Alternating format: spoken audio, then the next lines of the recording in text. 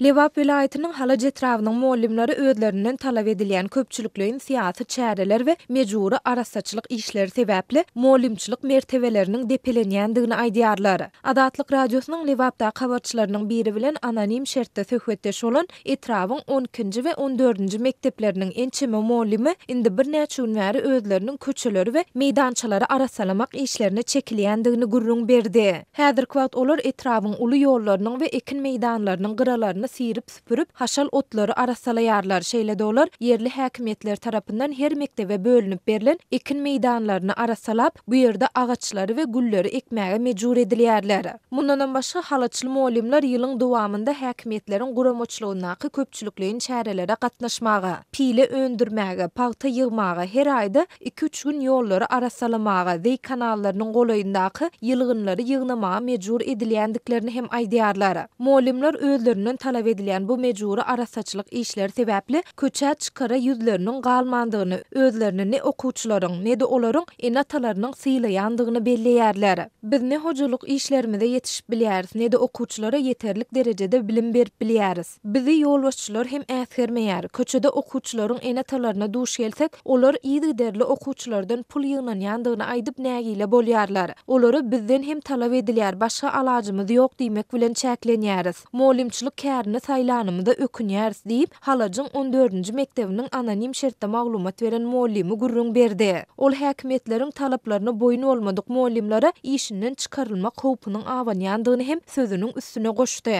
Türkmenistanda mektep mollimleri döwlet bayramçylykları we syýasy wakalar bilen bagly häkimetleriň guramoçlugynaky çärelere köpçülikliň gatnaşmaga mejbur edilýärler. Olar köçeleri süpürmek, baglaryň otunu çapmak, paýta ýygmak, pile önümçiligine gatnaşmak ýaly işlere hem çekilýärler. Şol bir wagtda ýurtda mollimleriň köçe arasalaýyş işlerine gatnaşandygy üçin goşmaça hak tölenmeýär. Mundan başga mollimler kanikul günlerinde hem okuwçylarynyň goşa dyrnak içinde akylly bolmagyna jogap bermäge mejbur bolýarlar. Olar okuwçylaryň din jalyş wagtynda düzgün bozmagyna ýol bermeli däl. 2 ýanwarda Aşgabatly mollimler goşa dyrnak içinde biýawraýçylykdan gaçyp gyşy din jalysha çykan okuwçylaryny paýtagtyň görnükli ýerlerine planlaşdyrylan gedelenje äkidenlerinde öz pullaryny awtobus tutýandyklaryny habar berdiler. Okuwçylarmy Aşgabatyň Älim seýliğähine alyp gitmek üçin mektebiň agzyndan gideýin mektebe de gaýdyp geleýin diýen niýet bilen ýörüýte awtobus tutmaly boldum. Awtobusyň sürüjüsi bu iş üçin 300 manat aldy diýip Aşgabatyň Parahat etrapçasyndaky mektepleriň biriniň başlangyç klas mollimi adatlygyň habarçysyna gurrun berdi. Üstesine de mollimler ýygy üzülmeýän nowatçylykdan hem haly ýadandyklaryny, ýer ertirden akşama çenli her mollimiň mektepde 3 sagat nowatçylyk çekýändigini aýdyp hem zeýrenýärler. Birleşen Ştatlaryň Döwlet Departamentiniň 2018-nji ýylda çap eden ýyllyk hasabatynda Türkmenistanda erkekleriň, aýallaryň we çagalaryň mejburi zähmete sedewar edilýändigi aýdylyp, ol mejburi iş güýjüni ulanmakda dünýä derejesinde iň yaramaz ýagdaýly ýurtlaryň hatarynda yerleşdirildi.